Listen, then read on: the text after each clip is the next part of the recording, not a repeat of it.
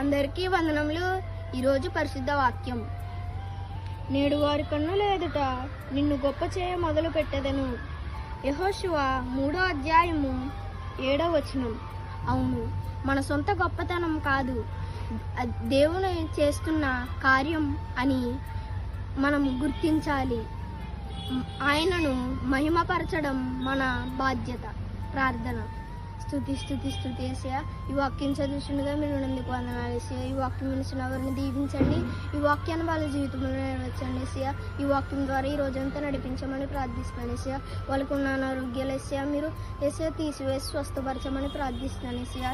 ఈ రోజంతా కాచి కాపాడి మీరే నడిపించమని ప్రార్థిస్తూ నజరేయుడైన యేసుక్రీస్తు నామములో అడిగి వేడుకొనుచున్నాను పరమ తండ్రి. ఆమేన్. ఈ వాక్యం మీ జీవితంలో నెరవేర్చబడును గాక. ఆమేన్.